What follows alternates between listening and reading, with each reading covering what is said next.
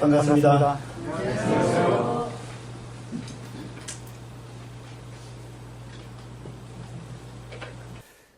이 아늑한 이런 자그마한 도시에서 또 이렇게 좋으신 분들과 함께 할 수 있어서 너무나 반갑습니다. 그리고 더 감사한 것은 오늘, 내일 또 모레까지 3일간 제가 4시간 하나님 말씀을 증거하게 되는데, 제가 전할 말씀은 여기 스크린에 나와 있는 것처럼 복음을 전하게 될 것입니다. 복음은 이제 한자 말인데 복자의 소리의 음자입니다. 그러니까 복된 소식, 영어로 하면 good news입니다. 기쁜 소식이에요. 그래서 우리가 이제 4시간을 통해서 기쁜 소식을 제가 전달해 드릴 것이고, 여러분들은 기쁜 소식을 듣게 될 것입니다. 그리고 복음 전도 집회라고 이야기를 하죠. 전도라는 말은 길을 가르쳐 준다, 이런 이야기입니다. 그래서 이제 아주 기쁜 소식을 제가 전해 드릴 것이고, 또 길을 가르쳐 드릴 것입니다. 하늘나라에 가는 길, 어떻게 하면 우리가 하늘나라에 갈 수 있는가, 그런 이제 놀라운 소식을 전해 드릴 것입니다. 여러분 지금까지 사시면서 아마 기쁜 소식들을 좀 들어보셨습니까? 복음이 기쁜 소식인데, 기쁜 소식 중에 어떤 기쁜 소식을 들으셨습니까? 여러분이 지금까지 사시면서 가장 기뻤던 소식은 어떤 소식입니까? 뭐 아파트에 당첨됐다는 소식이 가장 기뻤습니까? 아니면은 자녀가 좋은 대학에 합격했다는 그런 소식을 들었습니까? 어떤 소식이 가장 기쁜 소식이었습니까? 우리가 이와 같은 시간을 가지는 것은 우리가 지금까지 들었던 소식 중에서 가장 기쁜 소식, 이것보다 더 기쁜 소식은 없습니다. 가장 기쁜 소식을 전해드리기 위해서 이와 같은 시간을 가지고 있는 것입니다. 지금 스크린에 이제 두 인물이 있는데요. 한 사람은 제 아내입니다. 저기 앉아 있는데요. 그리고 그 옆에 앉아 있는 분은 제 아내의 친정 어머니입니다. 제 장모님인데, 저희가 대학생 때, 저와 제 아내가 1살 차이인데, 대학생 때 제가 먼저 이 놀라운 이 기쁜 소식, 복음을 듣고, 그리고 제가 제 아내한테 이 기쁜 소식을 전했습니다. 제 아내는 이 기쁜 소식을 한 번 딱 듣고 바로 믿었습니다.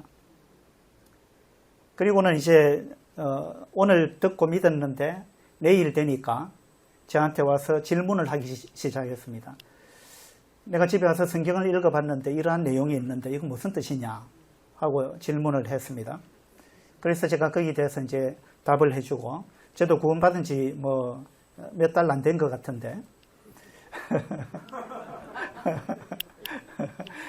주님께서 대답할 이런 말을 주셨어요.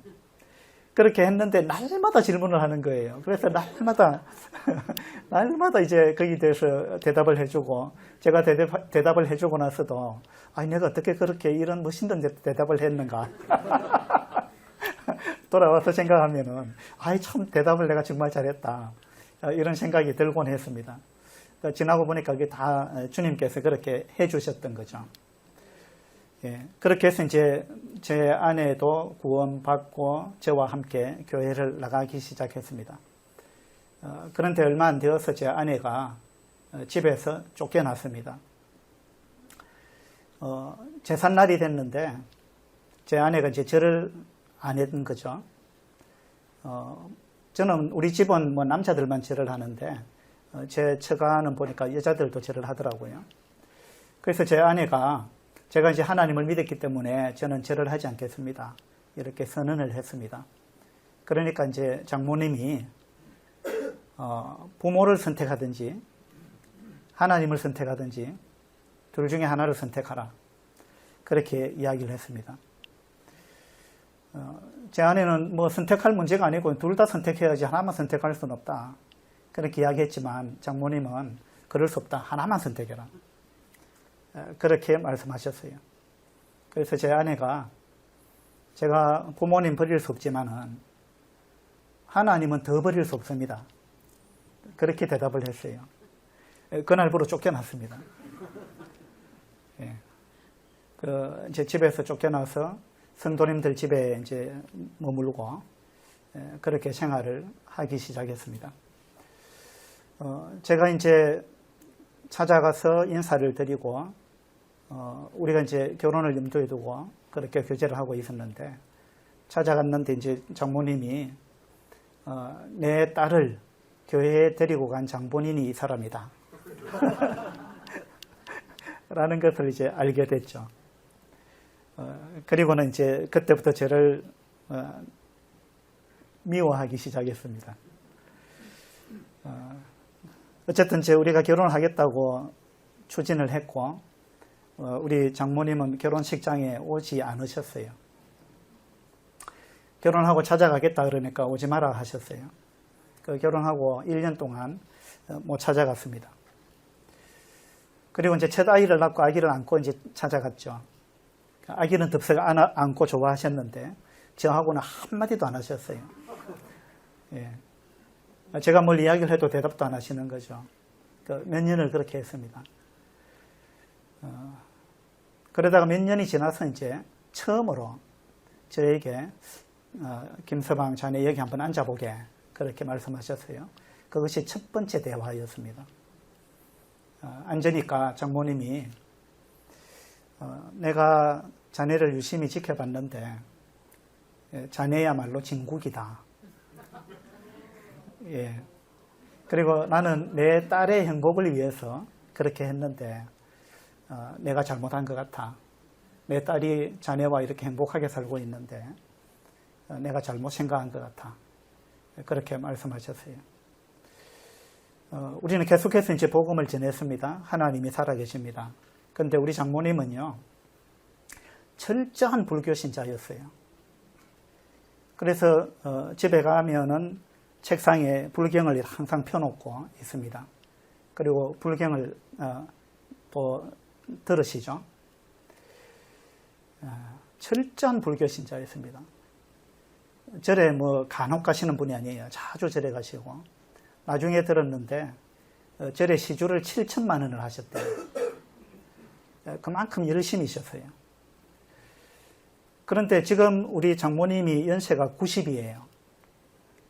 90인데 지금 이 그림이 어떤 그림이냐 하면 이번 월요일부터 목요일까지 어제까지 경주에서 경로 캠프가 있었습니다.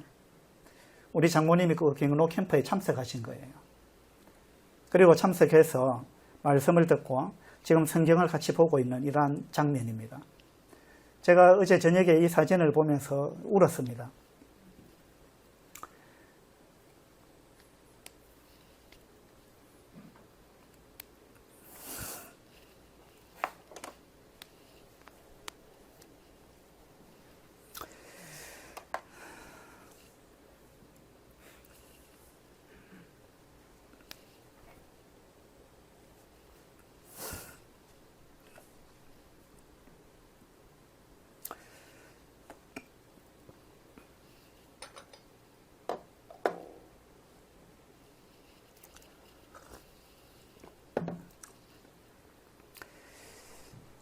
그렇게 철저하게 불교를 믿으시던 분이 우리가 결혼하고 34년이 지났는데 딸을 이 신앙 때문에 집에서 쫓아내기도 하셨고 저와 몇 년 동안 말도 안 하셨던 이러한 분이신데 지금은 주님을 믿는다고 고백을 하십니다. 저한테 몇 번 이런 고백을 하셨는데 제가 잘 믿어지지가 않는 거예요. 그래서 제가 자꾸 물어보죠. 장모님 정말 예수님을 믿으십니까?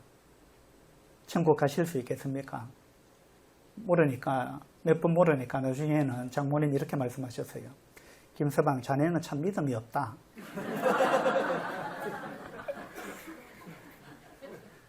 자네는 왜 내 말을 못 믿는가? 그렇게 말씀하셨어요. 놀라운 일이 벌어진 겁니다. 기적과 같은 일이 일어난 것입니다. 제가 어제 이 사진을 보면서 왜 울었느냐 하면 좀 일찍 믿으시지 왜 90세나 되어가지고 이제 믿으셨습니까? 우리가 34년을 복음을 전했고 결혼하기 전까지 치면은 40년 전부터 복음을 전했습니다. 근데 그렇게 고집을 피우시고 그렇게 딸의 눈에서 밤마다 눈물이 나게 하시고 그렇게 하셨는데 왜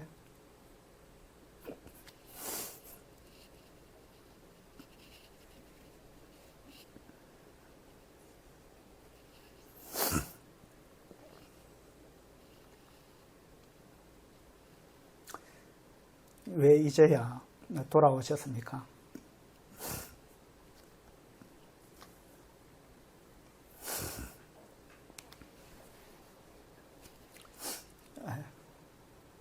그런 마음이 들어서 정말 눈물이 났습니다.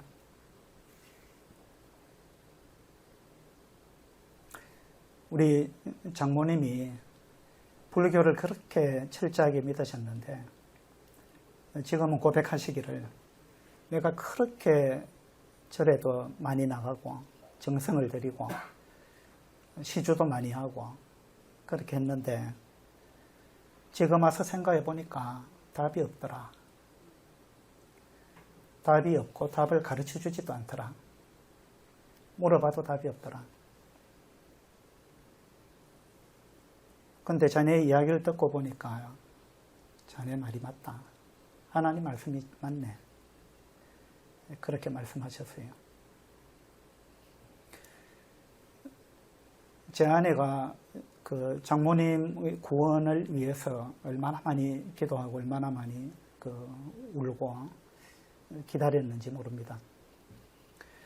우리가 부모님한테 할 수 있는 최대의 효도는요, 돈을 많이 드리는 게 아닙니다. 건강식품 사드리는 게 아니에요. 물론 그런 것도 해야죠.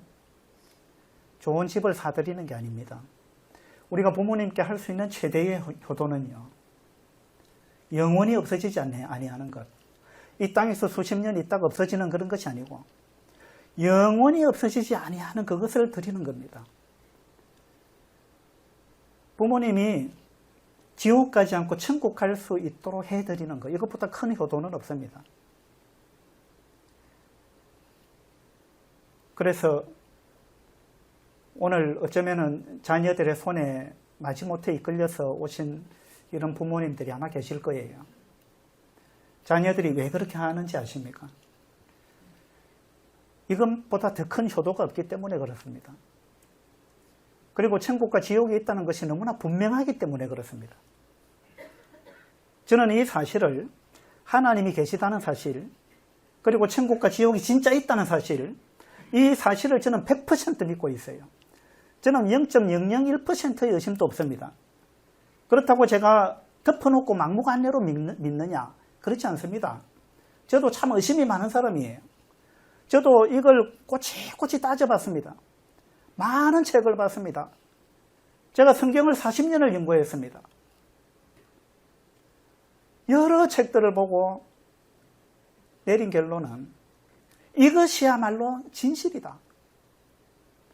성경에서 말하고 있는 이 방법 외에는 우리가 죄 사함을 받을 수 있는 길이 없다. 아무리 생각해도 다른 길은 없습니다. 이것은 너무나 분명한 진리예요. 이건 사실입니다. 먼저 구원받으신 분은 이 사실을 분명히 알고 있고 우리가 매일매일 하나님과 교제를 나누고 있고 하나님이 살아계시는 것을 우리는 경험하고 있는 것입니다. 그래서 어떻게 하든지 간에 이 사실을 전해드리고 싶어서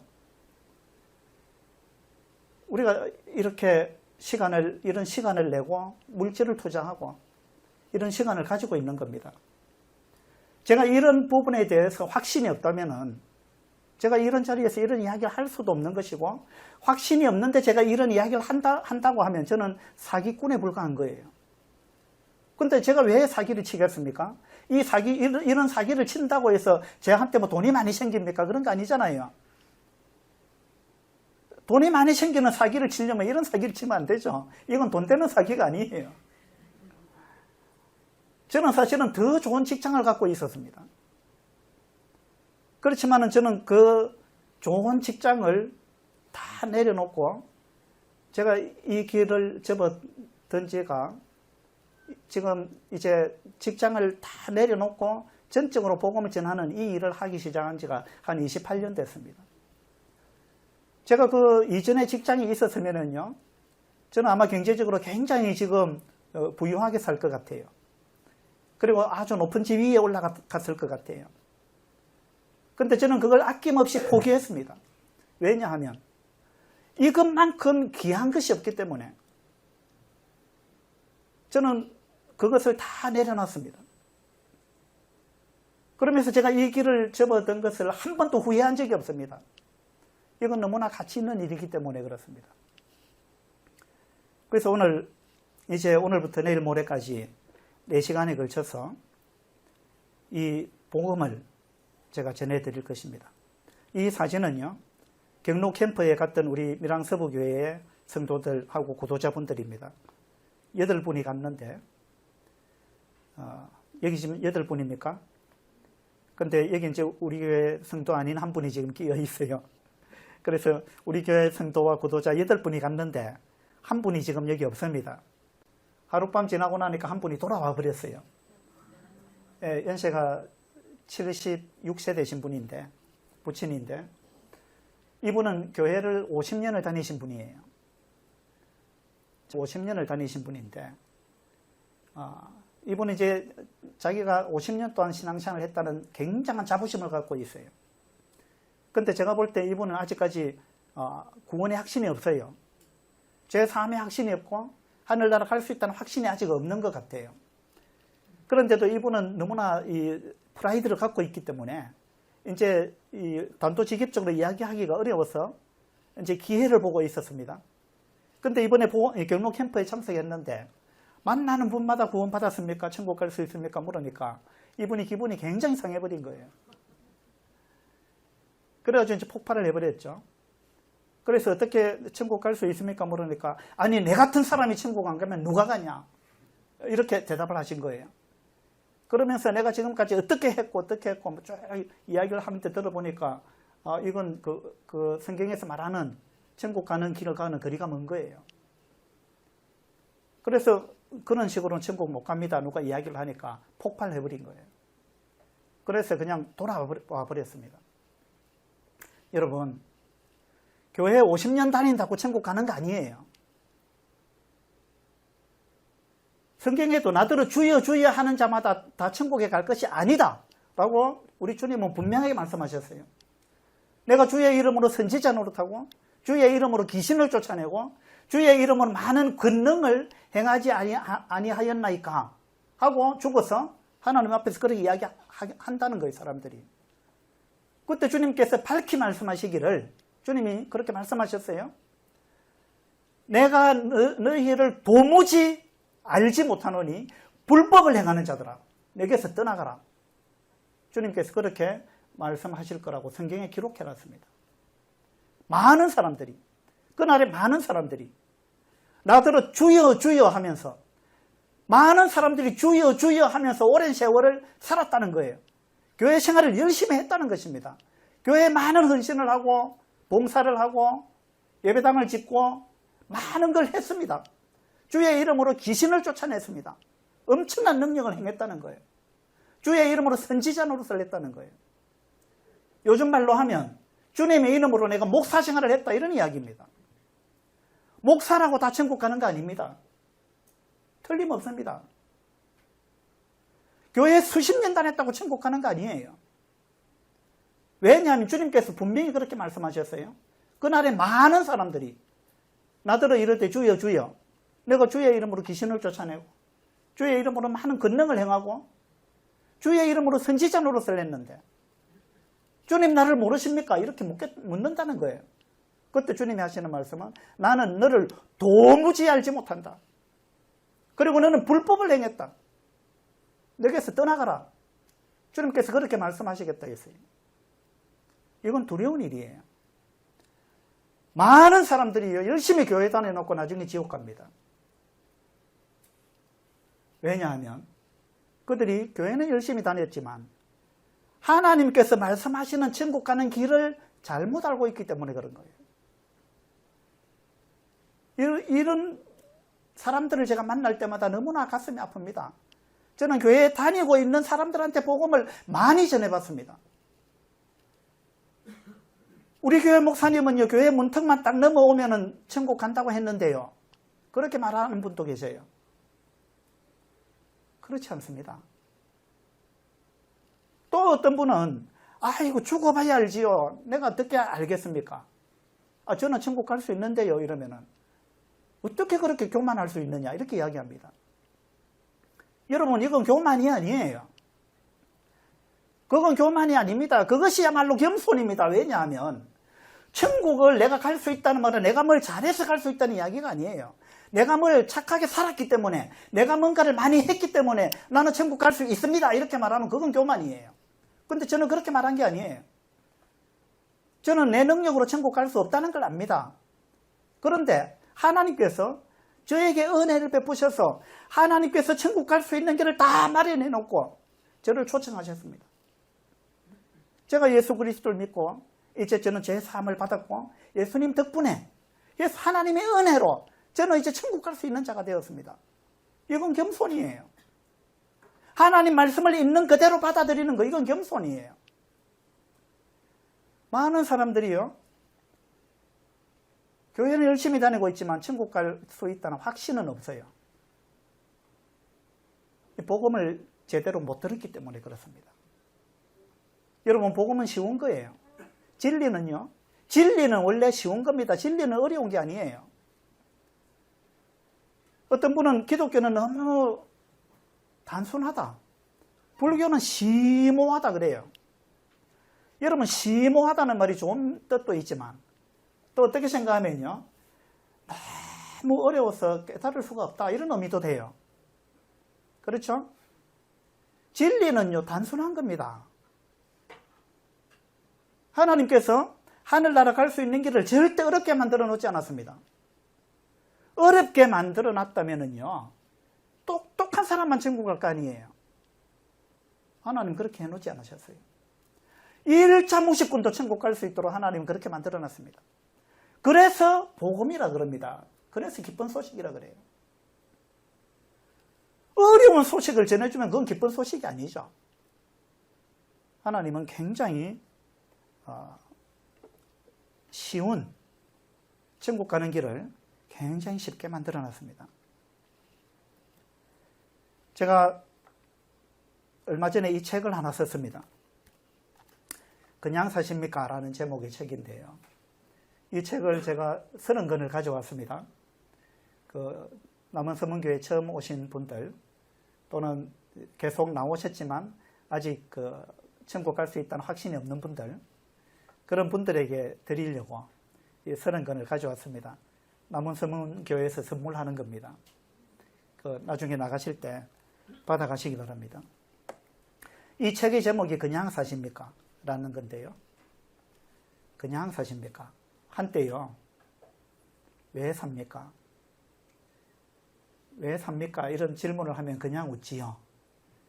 그런 말이 유행했던 때가 있었어요. 그냥 웃지요. 왜 웃습니까? 왜 사십니까? 그러면은 대답할 말이 없는 거예요. 거기에 대해서 생각을 안 해본 거예요, 사람들이. 우리 왜 사는지 모르고 사는 거예요, 너무나 많은 사람들이. 제가 인터넷에 쭉 글을 읽다 보니까 어떤 종교계 인사가 이렇게 이야기를 했어요. 풀도 그냥 살고 토끼도 그냥 살고 사람도 그냥 삽니다. 아니, 종교계 인사가, 제가 어떤 종교인지는 이야기 안 하겠어요. 어떤 유명한 종교계 인사가 그렇게 이야기를 했어요. 왜 사느냐 묻는데, 보세요, 풀도 그냥 살아요. 토끼도 그냥 삽니다. 우리 사람도 그냥 사는 거예요. 그리고 때가 되면 죽습니다. 우리에게 삶은 그냥 주어진 것이고, 그래서 때가 되면 다 죽는 겁니다. 그러니까 그냥 즐겁게 살면 됩니다. 그렇게 결론을 내렸더라고요. 여러분도 그렇게 생각하세요? 여러분 어떻게 사세요? 그냥 사십니까?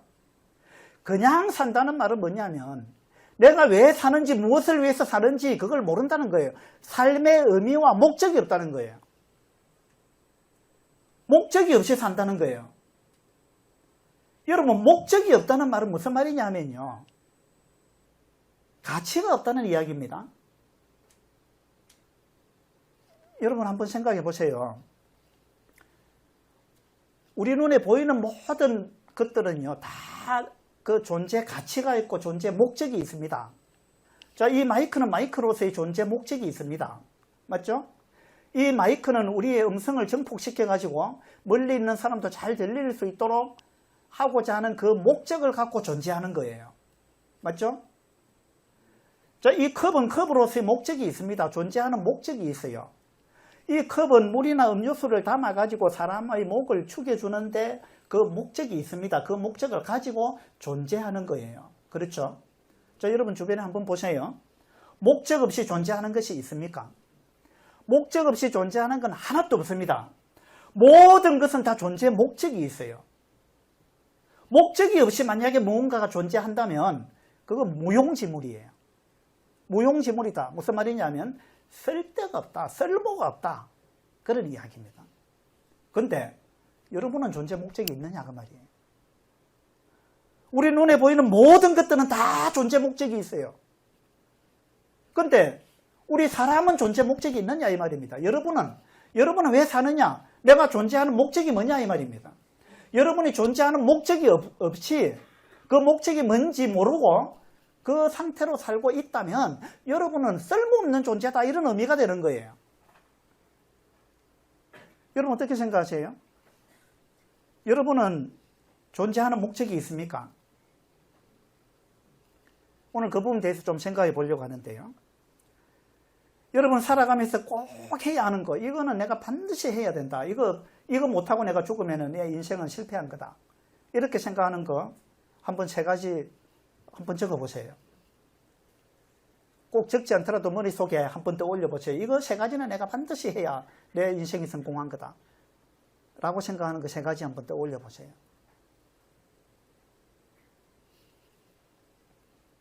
그리고 그 3가지를 생각하셨다면요, 그 3가지 중에 한 가지를 포기하라면 뭘 포기하시겠어요? 한 가지를 포기하고 2가지만 한번 남겨놓아 보세요. 그 2가지는 여러분 삶에 있어서 굉장히 중요한 부분일 거예요.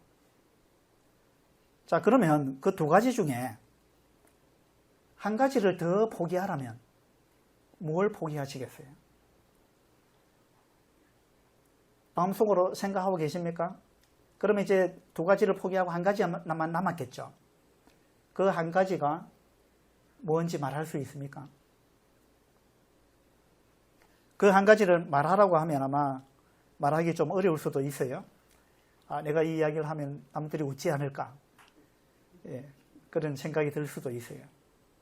근데 어쨌든 마지막으로 남겨놓은 한 가지, 내가 이거 하나는 꼭 하고 죽어야 한다, 이거 하나는 꼭 이루고 내가 죽어야 한다 라고 생각하는 그 한 가지가 있다면 그 한 가지가 여러분의 삶의 목적일 수 있어요.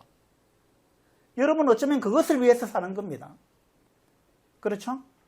그것이 여러분의 삶의 의미일 거예요. 그것이 여러분의 삶의 목적일 것입니다.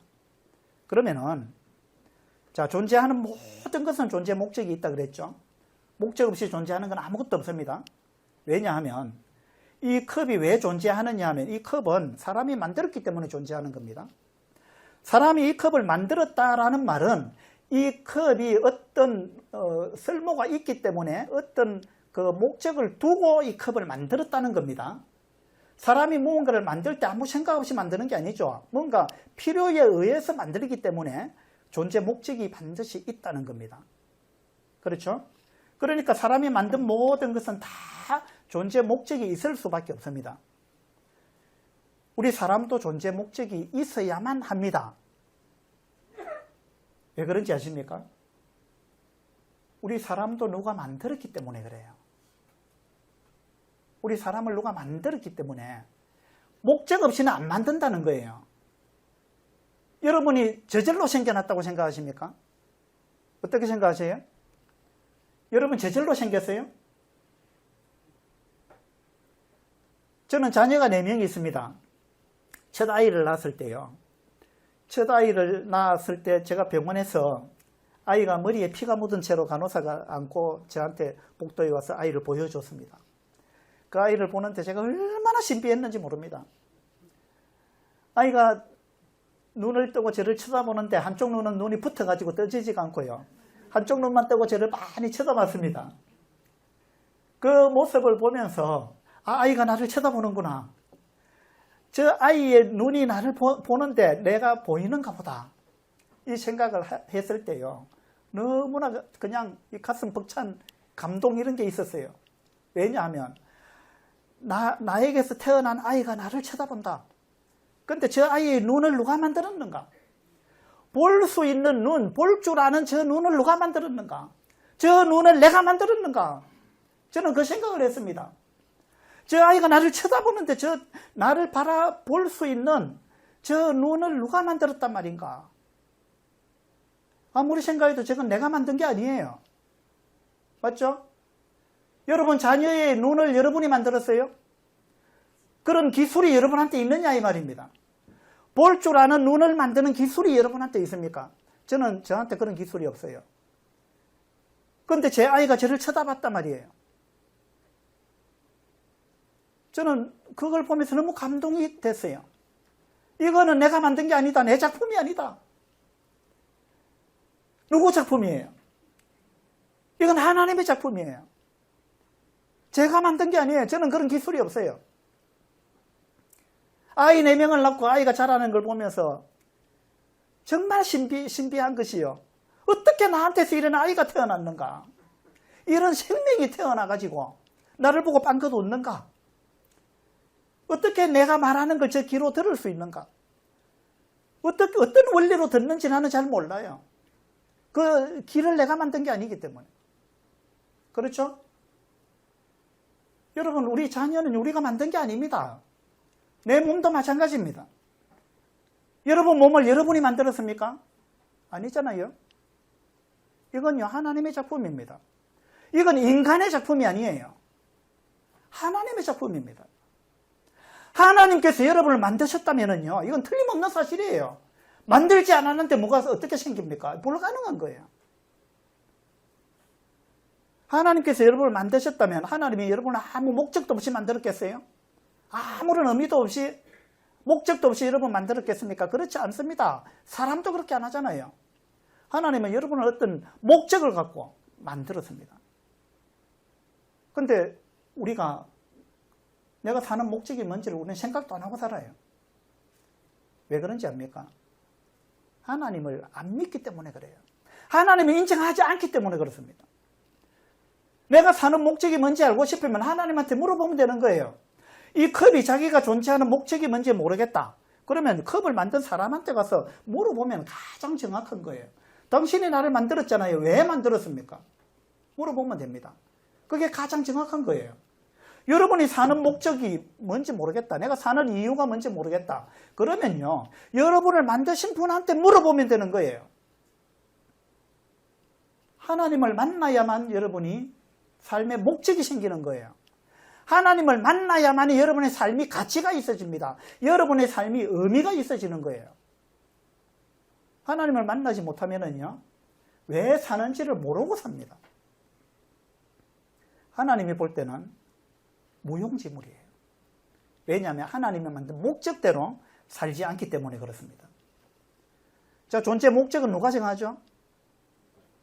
이 컵의 존재의 목적은 누가 정했습니까? 컵이 정했어요? 아닙니다. 컵을 만든 사람이 정한 거예요. 그렇죠?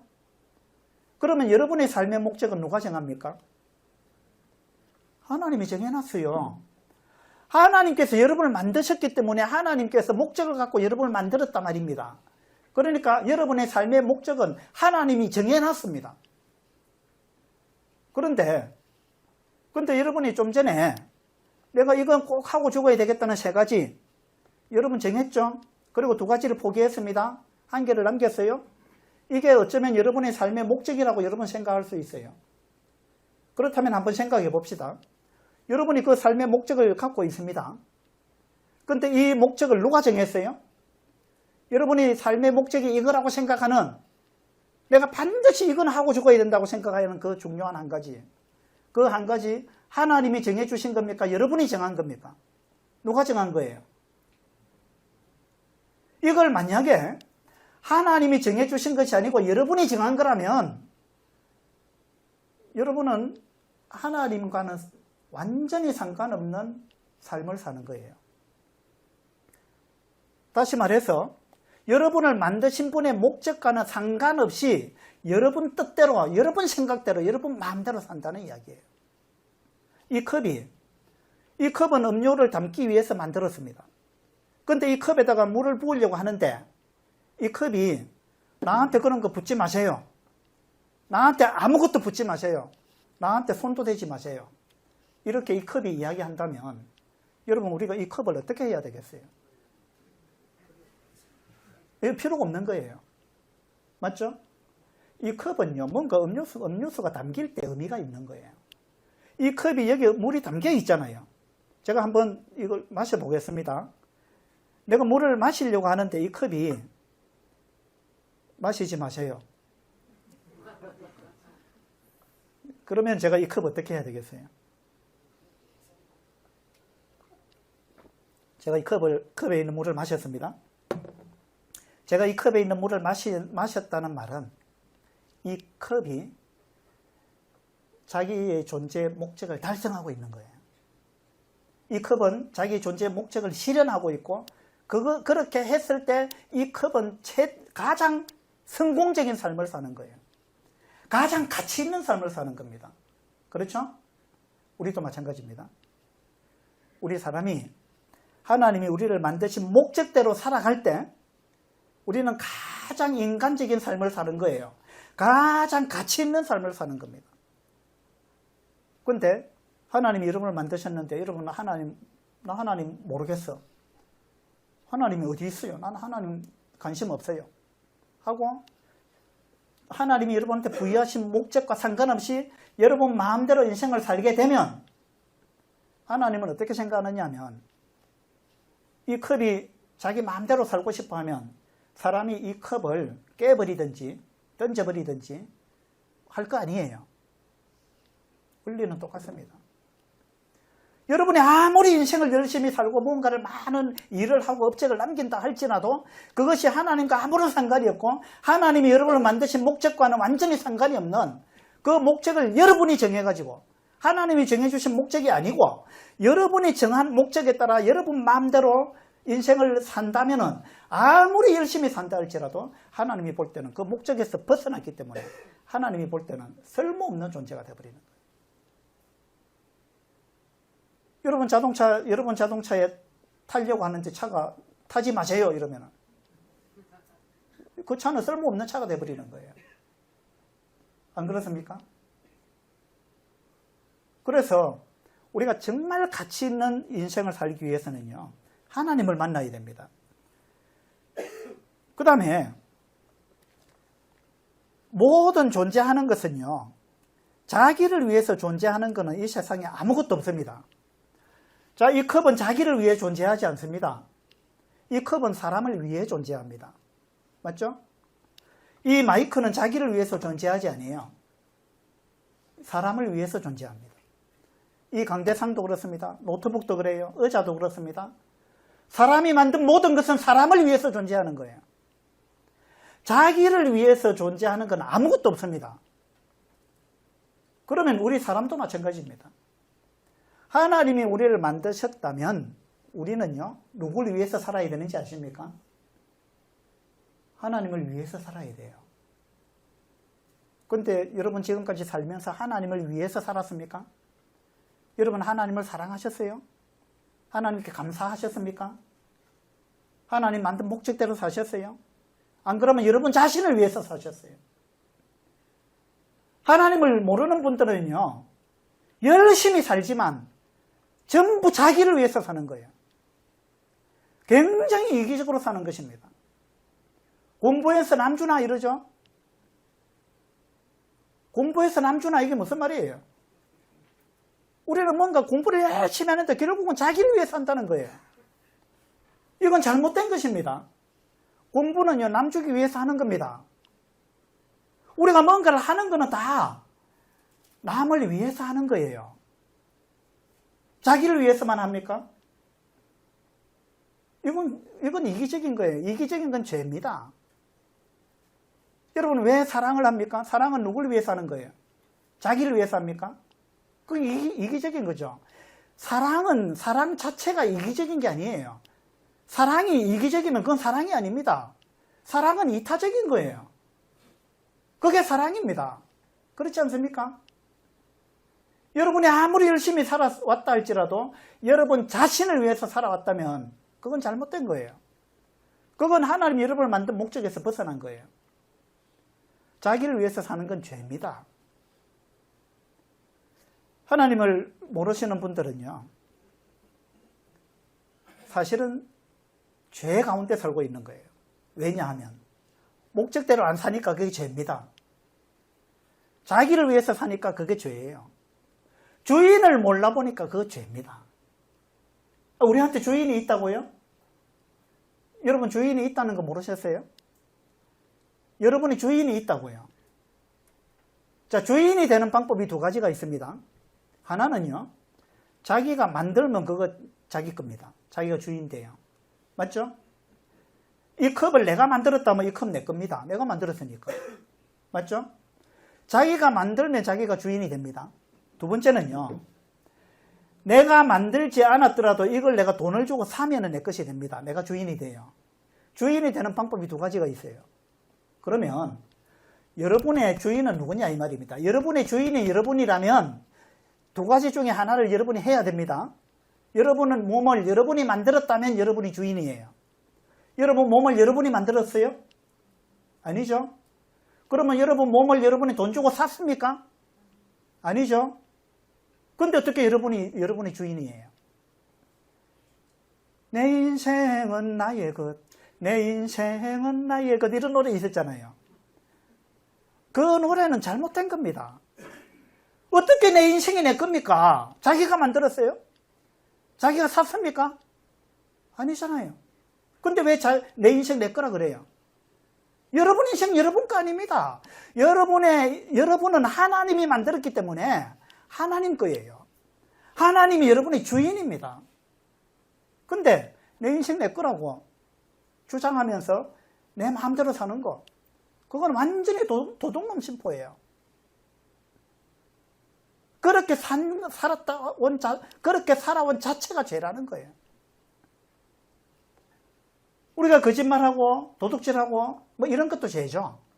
그러나 근본적인 죄는요, 하나님이 나를 만드셨는데, 하나님이 나의 주인인데, 하나님이 나의 참 부모인데, 부모를 부모로 인정 안 하는 것, 나를 만드신 그분을 주인으로 인정하지 않는 것,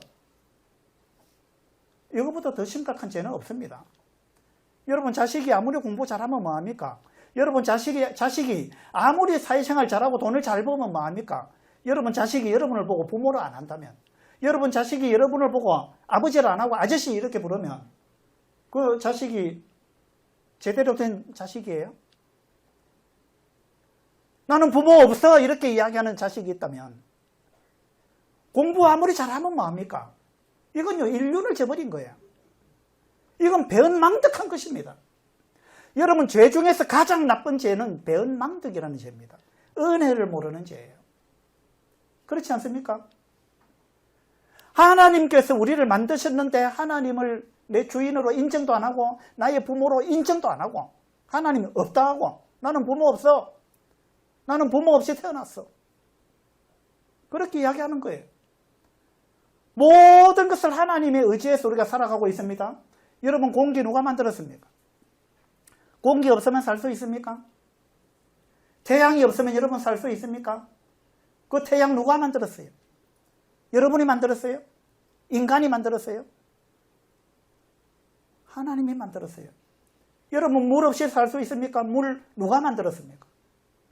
이 지구 없이 살 수 있어요? 곡식이 없으면 여러분 살 수 있습니까? 과일이나 곡식이나 먹을 것? 그거 농부가 만들었어요? 아닙니다. 하나님께서 다 만드신 거 농부는 그냥 수고하고 땀 흘리고 농사 지은 거에 불과해요.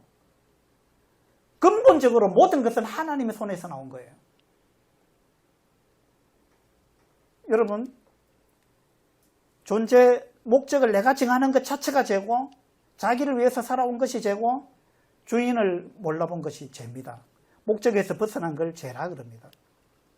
자, 식칼을 예를 한번 들어봅시다. 여러분, 식칼은 존재 목적이 있어요, 없어요? 있습니다. 어떤 목적이 있어요? 예. 부엌에서 뭐 음식 만들 때, 뭘 무도 자르고, 고추도 자르고, 뭐 하는데 쓰기 위한 그 목적으로 존재합니다. 그런데 식칼이 그 목적에서 벗어났다고 생각해 봅시다. 식칼이, 나 이런 거 하기 싫어. 그렇게 이야기했어요. 그럼 너 뭐 할래? 그러니까, 난 사람 지르고 싶어. 이랬어요. 그 식칼의 원래 목적에서 벗어났습니다. 맞죠? 원래 목적에서 벗어나면은요, 그때부터 무용지물일 뿐만 아니라 엄청난 해악을 끼치게 돼 있어요. 목적에서 벗어나면 죄가 되는 거예요. 우리 삶 자체가 그렇습니다. 우리의 삶이 하나님이 정해놓은 목적에서 벗어난 그 자체가 죄가 되는 것입니다. 목적에서 벗어난 그 자체가 우리는 많은 사람들한테 사실은 피해를 주고 있다는 거예요. 비행기는 어떤 목적으로 존재하죠? 비행기도 분명한 존재 목적이 있습니다. 뭐냐 하면 사람들을 실어서 빨리 먼 곳으로 이동시키기 위해서 존재합니다. 그렇죠? 근데 비행기가 나 이런 거 하기 싫어 이랬습니다. 그럼 너 뭐 하고 살래? 물으니까 이 비행기가 나는 저 빌딩을 들이받고 싶어. 그래가지고 들이받았잖아요. 몇 년 전에 미국의 그 세계무역센터 쌍둥이 빌딩 2개를 들이받았습니다. 많은 사람이 죽었습니다. 목적에서 벗어났어요. 이 비행기가 목적에서 벗어났습니다. 목적에서 벗어난 자체가 죄가 된다는 거예요.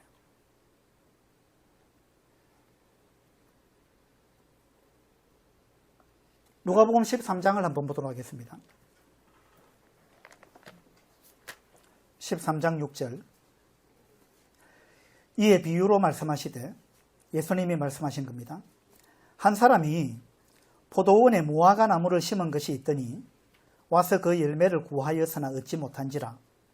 포도원 지기에게 이르되 내가 3년을 와서 이 무화과 나무에서 열매를 구하되 얻지 못하니 어떻게 하라 그랬어요? 찍어버리라. 어찌 땅만 버리게 하겠느냐. 어떤 사람이요, 이 포도원을 아주 멋있게 가꾸었습니다. 그리고 거기에 무화과 나무를 심었습니다. 열매가 맺힐 때가 됐는데 와서 보니까 열매가 하나도 맺히지 않았어요. 그래서 포도원 지기한테 이게 지금 1년만 그런 게 아니네요. 7절에 보니까 몇 년을 그랬습니까? 3년을 그랬습니다. 첫 해에 와서 보니까 열매가 하나도 없는 거예요. 그 해에 열려야 되는데. 둘째 해에 왔는데 또 없어요. 3년이나 됐는데도 열매가 하나도 맺히지 않았어요. 자, 여러분이 이 농장의 주인이라면 여러분은 어떻게 하시겠어요? 3년이나 열매가 하나도 맺히지 않았다 이 말입니다. 여기에 이 주인은 찍어버리라 했습니다. 이 나무 잘라버리라 이 말입니다. 왜냐하면 무화과 나무를 사람이 심는 목적이 있습니다. 농부가 무화과 나무를 심는 목적은 단 한 가지입니다. 뭡니까? 무화과 열매를 얻기 위해서 심는 거예요. 그런데 이 무화과 나무는 잎은 무성했는데 키는 막 자랐는데 열매는 하나도 없다는 거예요. 이 무화과 나무가 존재하는 목적이 지금 달성이 안 되는 거예요. 열매가 하나도 맺히지 않는 거예요. 3년이 지났습니다. 이 포도원 주인은요, 이 나무 찍어버리라 이랬습니다. 쓸모가 없는 거예요. 땅만 버리는 것입니다. 하나님께서 지금 우리를 보실 때 이런 생각을 하신다는 거예요. 내가 너를 아주 귀중한 목적을 갖고 만들었는데 너는 이 목적과는 완전히 상관없는 삶을 살고 있다. 나를 찾지도 않고 내가 너를 만들었는데 나를 찾지도 않고 하나님 나를 왜 만드셨습니까? 물어보지도 않고 너는 네 마음대로 살고 있다. 너는 내가 뭔가를 열심히 하면서 성공적인 인생을 산다고 생각하지만 내가 볼 때는 완전히 그건 빗나간 것이다. 내가 너를 그런 목적으로 만든 게 아니다. 그런데 너는 지금 내가 만든 목적과는 완전히 상관없는 삶을 살고 있는데 내가 볼 때 이 무화과 나무가 열매를 맺지 않듯이 잎만 무성하듯이 너는 지금 그러한 삶을 살고 있다는 거예요. 그래서 하나님이 찍어버리고 싶은 마음이 드는 거예요. 쓸모없는 존재라는 겁니다. 하나님의 입장에서 볼 때. 우리가 하나님께로 돌아가지 않으면요. 끝까지 여러분이 인생이 끝나는 그날까지 끝까지 하나님께로 돌아가지 않으면 우리 장모님은 90살이 돼가지고 늦게라도 돌아오셨어요. 좀 더 일찍 돌아오셨으면 얼마나 더 유용한 삶을 살았겠습니까? 저는 대학 1학년 때 주님을 영접했는데요. 그때 제가 무슨 생각을 했느냐면 내가 좀 더 일찍 하나님을 만났더라면 얼마나 좋았을까? 저는 그 생각을 했습니다. 대학 1학년 때. 제가 좀 더 주님을 일찍 만났더라면 내 인생이 얼마나 달라졌을까? 저는 그런 후회를 했습니다. 우리 장모님은 그래도 90이 돼가지고라도 돌아왔습니다. 안타까운 것은 제가 정말 눈물이 나는 것은 왜 좀 더 일찍 돌아오시지? 그랬더니 인생이 훨씬 달라졌을 거 아닙니까? 좀 더 하나님께 귀하게 쓰임받고 더 의미 있고 가치 있는 인생을 살지 않았겠어요? 여러분 하루라도 빨리 주님께 돌아오셔야 됩니다. 그것이 여러분의 인생이 가치가 있는 인생이 되는 거예요. 그런데 여러분이 정말 죽는 그 순간까지 하나님께로 돌아오지 않고 여러분 뜻대로 그렇게 살아간다면 여러분이 숨이 딱 끊어지는 그 순간 하나님은 여러분을 심판하실 거예요. 여러분 이건 틀림없는 사실입니다. 성경에는요, 한 번 죽는 것은 사람에게 정해진 것이요, 그 후에는 심판이 있다라고 말씀하고 있어요. 한 번 죽는 것은 사람에게 정해진 것이요. 맞습니까? 이건 진리잖아요. 한 번 죽는 건 정해진 거예요. 안 죽는 사람이 있습니까? 반드시 우리는 한 번 죽게 돼 있어요. 죽으면 끝이냐? 아닙니다. 죽고 나면 심판이 있습니다. 죽어봐야 알지. 이렇게 이야기합니다, 사람들이. 맞아요. 죽어보면 알아요. 죽어보면 압니다. 틀림없어요. 근데 죽고 나서 알면 뭐 하느냐 이 말입니다. 죽기 전에 알아야죠. 죽고 나서 지옥이 진짜 있네. 그거 알았어요? 어떡하겠어요? 지옥에서 이제 영원히 살아야 되는데. 그러니까 죽기 전에 빨리 알아야 돼요. 그래서 우리가 이런 시간을 가지는 것입니다. 찍어버리라 이랬는데 8절에 보세요. 포도원 지기가 대답하여 이르되 주인이여 금년에도 그대로 두소서. 내가 두루 파고 그름을 줄이니 이후에 만일 열매가 열면 좋거니와 그렇지 않으면 그때 찍어버리소서. 주인은 저 3년이나 내가 참고 기다렸는데 열매를 맺지 않으니까 저 쓸모없는 나무다 찍어버리라 이랬는데 포도원 지기가 주인한테 1년만 더 좀 기다려봅시다. 내가 1년 동안 열심히 또 땅을 파고 돌을 제하고 그름을 주고 내가 열심히 가꿀 테니까 1년만 더 기다려봅시다. 그렇게 이야기했어요. 1년 후에도 열매 맺지 않으면 그때 찍어버립시다. 그렇게 이야기했습니다. 여러분이 하나님 없다 하고 몇 년을 사셨습니까? 3년을 그렇게 사셨어요? 아니면 30년을 그렇게 사셨어요? 어떤 분은 60년, 70년을 그렇게 살았을지 모릅니다. 하나님께서 얼마나 오래 참으셨어요? 이 주인은 3년 지나니까 찍어버리자 이랬습니다. 하나님께서 여러분을 향해서요, 수십 년을 참고 계시는 겁니다. 60년, 70년, 80년, 우리 장모님을 위해서 우리 하나님은 90년을 참으셨어요. 하나님 믿는 자녀를 집에서 쫓아내고 하나님이 그거 다 보고 계셨어요. 그런데도 하나님은 참으셨습니다. 돌아오기를 기다리고 참고 기다렸습니다. 90이 돼서라도 돌아왔습니다. 여러분, 하루라도 빨리 돌아오셔야 됩니다. 여러분, 끝끝내 하나님께로 돌아오지 않으면 하나님 앞에 그 무서운 심판대에 여러분 서서 여러분이 지금까지 지은 모든 죄에 대해서 낱낱이 하나님이 다 들추어낼 것이고 그에 대해서 하나님이 재판하실 거예요. 그에 대해서 심판하실 겁니다.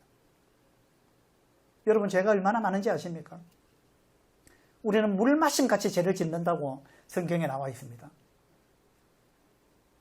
우리는 정말 엄청난 죄를 수없이 짓고 살았습니다.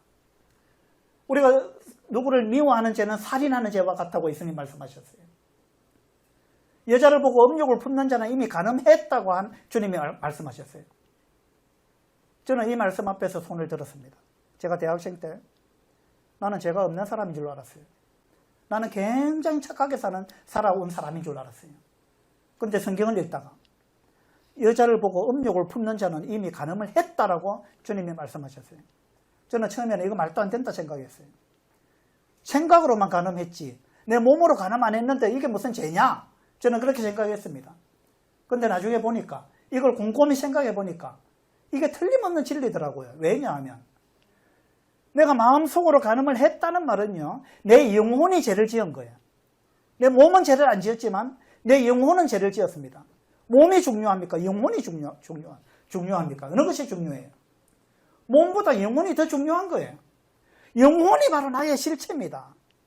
내 몸은 내 영혼이 사는 집에 불과한 거예요. 내 영혼이 진짜 나예요. 내 영혼이 죄를 지은 건 내가 죄를 지은 것입니다. 그렇죠? 영혼이 먼저 죄를 짓고 몸이 따라서 죄를 짓는 겁니다. 그래서 저는 그거 앞에 손을 들었습니다. 하나님, 나는 수없이 간음을 했습니다. 그래서 저는 내가 죄인이라는 걸 그 말씀 앞에 깨워졌습니다. 하나님, 저는 진짜 죄인입니다. 죄를 이만저만 지은 것이 아닙니다.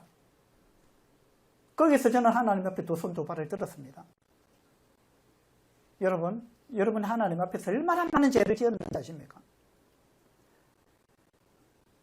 하나님께로 돌아오면 이 죄가 해결되는 길이 있습니다.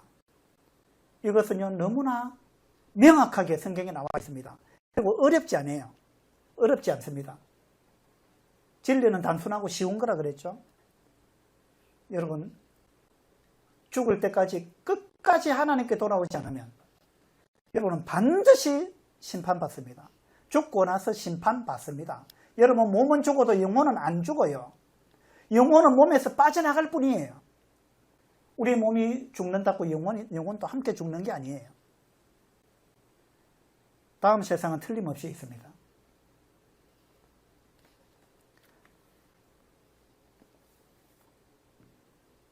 하나님은 우리를 향해서 오래 참고 계십니다. 이 나무가 열매를 맺지 않는 것, 목적대로 살지 않는 것, 이런 것을 하나님은 죄라 그럽니다.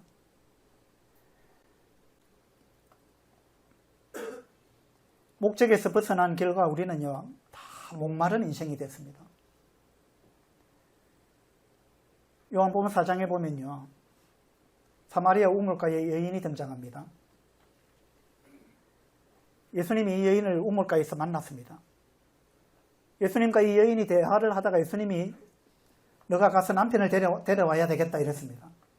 이 여자가 뭐라 했느냐면 저는 남편이 없습니다 이랬어요.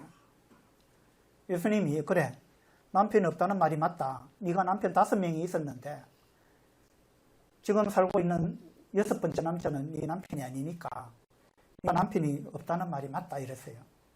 처음 만났는데 예수님이 이 여인에 대해서 모든 것을 알고 있었습니다. 예수님은 하나님이기 때문에 모르는 게 없어요. 예수님은 모든 걸 아십니다. 전지전능하신 분이에요. 예수님은 신이십니다. 신이 인간의 몸을 입고 이 땅에 오신 분이 예수님이에요. 그러니까 이 여인이 예수님의 그 말씀을 듣고 와, 이분이 나의 모든 것을 알고 있네. 깜짝 놀랐습니다. 이 여인이요, 5번 이혼했습니다. 그리고 지금 6번째 남자하고 살고 있어요. 그런데도 만족이 없는 거예요. 이게 무슨 이야기입니까? 우리는요, 하나님을 떠난 결과 우리에게는 만족이 없는 항상 공허한 상태, 항상 목마른 인생, 이것이 우리한테 찾아온 거예요. 하나님을 떠난 결과가 그렇게 된 거예요. 예레미야 2장 13절에 보면 생수의 근원 되시는 하나님을 우리가 떠났기 때문에 우리에게 목마름이 찾아왔다고 나와 있습니다. 하나님은 생수의 근원입니다. 생수의 근원 되신 하나님을 떠났기 때문에 우리는 이 갈증이 생기게 되어 있는 거예요. 뭘 해도 우리는 만족이 없습니다. 여러분, 돈이 많으면 만족합니까? 큰 집을 사면 만족합니까? 예쁜 여자와 결혼하면 만족합니까? 행복합니까? 뭘 해도 우리는 만족이 없습니다. 왜 대통령을 했던 사람이 자살합니까? 왜 재벌 회장이 자살을 해요? 왜 그 인기 많던 탤런트가 자살을 합니까? 왜 그런 거예요? 뭘 해도 만족이 없습니다. 이것이 인생이에요. 하나님을 떠난 인생의 결과는요, 만족이 없는 겁니다. 항상 공허한 거예요. 이게 하나님을 떠난 우리의 모습이에요. 그래서 어떤 사람은 그렇게 이야기했어요. 우리의 마음속에는 하나님을 닮은 텅 빈 공간이 있다 이랬어요. 우리 마음속에는 뭔가 텅 빈 공간이 있는데 무엇으로도 채워지지 않는다는 거예요. 이 공간은 뭔가 비어있는 공간이 있는데 뭘 해도 허전하고 공허한 뭔가가 우리 속에 있다는 거예요. 만족이 없는 거예요. 이 공간은 하나님을 닮은 공간이라는 거예요. 그러니까 이 공간이 꽉 채워지려면 하나님을 닮은 텅 빈 공간이 있기 때문에 이 공간이 채워지려면 하나님이 여기 딱 들어와야 이게 탁 채워진다는 거예요. 여러분, 하나님을 만나기 전에는 여러분 결코 만족이 없습니다. 이건 틀림없는 사실이에요. 하나님을 떠난 결과 우리는 목적에서 벗어난 결과 굉장히 수준 낮은 삶을 삽니다. 우리는요, 육체를 위해서 살아가고 있어요. 우리는 영적인 존재인데 우리는 만물의 영장이잖아요. 만물의 영장이다 할 때 영자가 영혼, 육할 때 그 영이거든요. 우리는 만물의 영장, 영적인 존재입니다. 영적인 존재의 우두머리로 하나님이 우리를 창조했습니다. 그런데 우리가 영적인 삶을 사는 게 아니다 이 말입니다. 다 육체적인, 육신적인 삶을 살고 있는 거예요. 그래서 하나님이 우리를 보고 너는 흙이니 흙으로 돌아가라 이랬습니다. 이건 비참한 이야기예요. 내가 너를 물론 몸은 흙으로 만들었지만 그러나 너의 영혼을 내가 만들어서 영혼을 흙 속에 불어넣었는데 너는 흙이 전부인 줄 알고 그냥 육신적으로만 살고 있으니까 그래 너는 결국 흙이다. 그 흙으로 돌아가라. 우리는 영적인 존재인데 하나님을 만나기 전에는요, 영적인 삶을 우리가 살지 않습니다. 그냥 육신적으로 살아가는 거예요.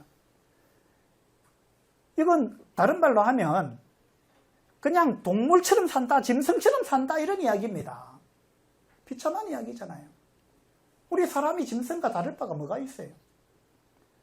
하나님을 만나면 달라집니다. 하나님을 만나면 우리가 영적인 사람이 되는 거예요. 우리는 어쩌면 짐승처럼 살아가고 어쩌면 짐승보다 못한 삶을 살 수도 있어요. 비참한 거예요. 우리 인생이요. 하나님 만나지 않으면요, 우리 인생은 정말 수준이 낮습니다. 목적에서 벗어난 결과 우리는요, 하나님께 대한 반역심을 갖고 있습니다. 하나님을 향한 적개심을 갖고 있어요. 그리고 소극적으로는 하나님에 대해서 무관심합니다. 여러분, 하나님께 대해서 무관심한 이 자체가 죄입니다. 왜 그런지 아세요? 나는 음악이나 미술에는 관심이 없다 이러면은요, 그건 뭐 어쩔 수 없어요. 근데 그건 뭐 자기 인생이 조금 빈약해질 뿐이에요. 근데 나는 내 남편한테 관심이 없어 이러면은 그건 조금 심각하죠. 근데 그것보다 더 심각한 게 있는데 나는 하나님한테 관심 없어. 이렇게 말하는 사람은 진짜 심각한 거예요. 자기를 만드신 분, 자기 참 부모 대신 하나님께 나는 관심 없다. 이러는 거는요, 진짜 악한 겁니다. 그렇게 되면 자기의 영원한 운명이 결정이 되는 거죠. 그리고 목적에서 벗어난 결과 우리는 죽음이 찾아왔습니다.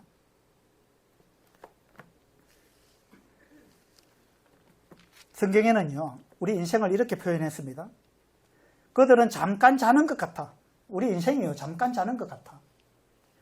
아침에 돋는 풀 같아. 풀은 아침에 꽃이 피어 자라다가 저녁에는 시들어 마른다. 그러니까 우리 인생이 그냥 하루, 아침부터 저녁까지 이 하루 정도밖에 안 되는 것 같다, 우리 인생이. 아침에 꽃이 피어 자라다가 저녁에 시들어서 끝난다. 그게 인생이다, 이렇게 이야기했어요.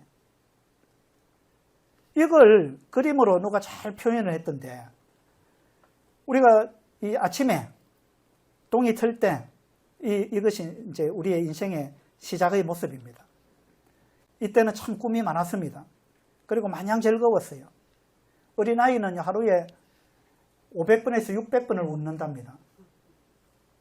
어른은 하루에 몇 번 웃는지 아세요? 평균적으로 한 7번 웃는다 그래요. 어린애는 500번에서 600번을 웃는데 하루에. 어른은 한 7번밖에 안 웃는다는 거예요. 그 웃음 다 어디에 팔아먹었어요? 이때는요, 정말 즐거웠습니다.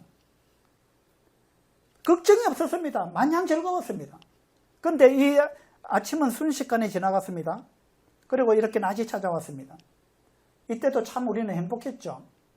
이때는 뜨거운 사랑에 빠져서 그렇게 지내던 때입니다. 물론 하나님과 사랑에 빠지면 더 좋은데, 모든 육체는 풀과 같고 그 모든 영광은 풀의 꽃과 같으니 풀은 마르고 꽃은 떨어진다. 화무 10일홍 이러잖아요. 10일 가는 꽃이 없다. 100일홍은 뭐 100일 가지만 대부분의 꽃은요 10일 가지 않습니다. 화무 11홍. 우리 인생의 영광은 풀의 꽃과 같아. 그러니까 이 지금 두 번째 그림, 이 두 번째 그림은 우리 인생에 있어서 어쩌면은 그 꽃과 같은 시기일 수 있어요. 그런데 이 꽃이 오래 가지 않는다는 거예요. 이 시기는 금방 지나갑니다. 저녁이 찾아옵니다. 그렇죠? 저는 이제 이 세 번째 그림 가까이 왔습니다. 여러분은 지금 몇 번째 그림에 살고 있습니까? 그리고 금방 밤이 찾아오는 거예요. 우리 인생은 이렇게 금방 지나갑니다. 순식간에 지나갑니다. 저는 원래 환갑인데요. 제가 아무리 생각해도 내가 어쩌다가 이 나이가 됐는가 믿어지지가 않는 거예요. 제 마음은 청춘이에요. 지금 제 마음은 청년이에요. 근데 내 몸은 그렇게 안 되는 거예요. 제가 조금 높은 데 풀쭉 뛰어 올라가다가 쓰러졌잖아요. 제 마음은 그냥 그거 가뿐하게 뛰어넘을 것 같은데 안 되는 거예요. 그래가지고 우리 교회 청년들이 막 달려와가지고 저를 붙들고 다시는 그렇게 하지 마세요. 제가 어쩌다가 이렇게 됐는지 모르겠어요. 순식간에 지나갔습니다. 여러분 그렇지 않습니까? 우리 인생은 너무 짧은 거예요. 금방 이 밤이 찾아오는 거예요. 여러분 인생이 이렇게 금방 끝납니다. 빨리 여러분 하나님께 돌아오셔야 돼요. 나이가 들면은요, 나이가 들면 복음을 전해도 이게 이해가 잘 안 돼요. 그리고 귀가 안 들립니다. 그리고 앉아서 듣고 잊지를 못해요. 몸이 아파가지고. 그러니까 그 전에 이 인생은 빨리 이렇게 지나가는데요. 너는 청년의 때에 너의 창조주를 기억하라. 성경은 그렇게 이야기합니다. 미루지 말라는 거예요. 미루지 말라. 나이 들면 믿기가 더 어려워져요.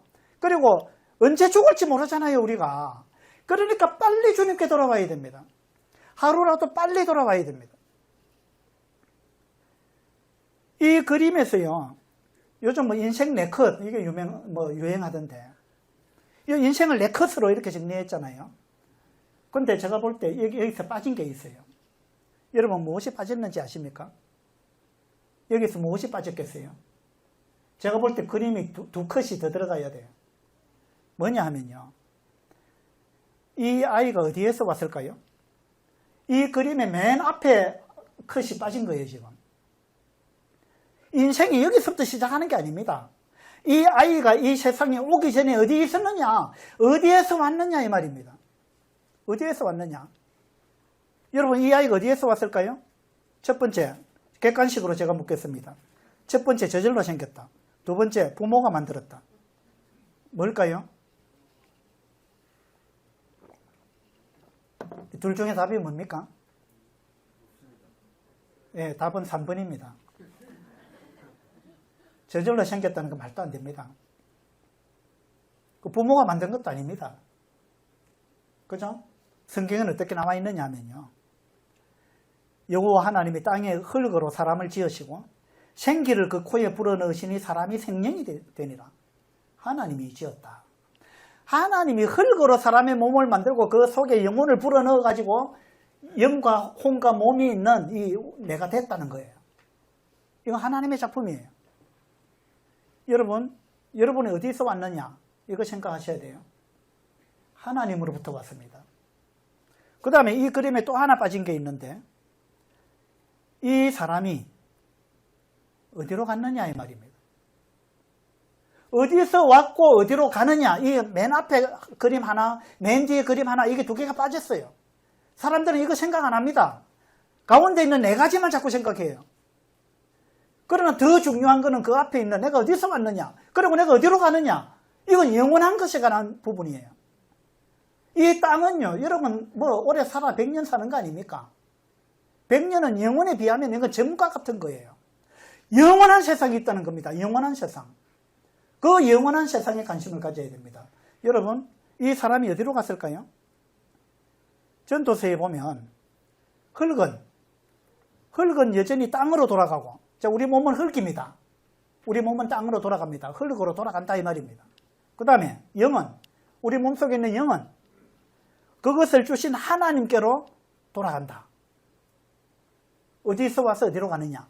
하나님으로부터 나와서 하나님께로 돌아가는 거예요. 그게 인생입니다. 그래서 사람이 죽으면 돌아가셨다 그러잖아요. 돌아가셨다. 뭡니까? 하나님으로부터 나왔기 때문에 하나님께로 돌아가는 거예요. 그래서 여기 보니까 영은 그것을 주신 하나님께로 돌아가기 전에 기억하라. 뭘? 너희 창조주를 기억하라. 죽기 전에, 돌아가기 전에 기억해라. 근데요, 우리 죽으면 다 하나님께로 돌아갑니다. 여러분, 나는 가기 싫다고 해서 안 가는 게 아니에요. 죽으면 다 하나님께로 갑니다. 가는데 중요한 거는 하나님이 받아주는 영혼이 있고요, 하나님이 안 받아주는 영혼이 있습니다. 하나님이 받아주는 영혼이 있고 안 받아주는 영혼이 있어요. 나는 너를 도무지 알지 못하노니 내게서 떠나가라 하고 하나님이 안 받아주면 어디로 가야 되겠어요? 지옥에 가는 겁니다. 하나님이 계시지 않는 곳이 지옥이에요. 하나님이 계시지 않는 그 불붙는 불못, 거기에서 영원히 사는 겁니다. 하나님을 이 땅에서 만나신 분은 천국에 가서 하나님과 함께 영원히 사는 것이고요, 살아있을 때 하나님께로 돌아오지 아니한 사람은 죽어서 하나님이 안 받아줍니다. 지옥에 가서 영원토록 사는 것입니다. 영원한 세상을 하늘에서 하나님과 함께 살 거냐, 안 그러면 지옥에서 불못에서 영원히 살 거냐, 이것을 우리가 이 땅에 살아있을 때 결정하는 거예요. 오늘은 제가 여기까지 말씀을 드리겠습니다. 우리 인생은 짧은 거예요. 여러분 삶의 목적이 있느냐? 하나님을 만나야 목적을 발견할 수 있어요. 하나님을 만났을 때 여러분 삶에 정말 가치가 있어지는 거예요. 그리고 하나님을 만나야 여러분이 돌아갈 장소가 정해집니다. 하늘나라 갈 수 있는 길이 열린다는 거예요. 하나님을 만나야 여러분 죄가 용서받을 수 있어요. 하나님께로 돌아오지 않는 그 자체가 엄청난 죄입니다.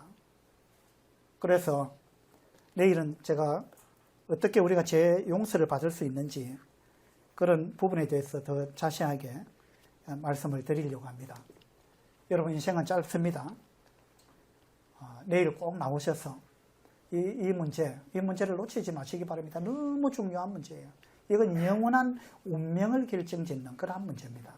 그래서 내일 꼭 나오셔서 이런 부분에 대해서 해답을 얻게 되시기를 바랍니다. 감사합니다.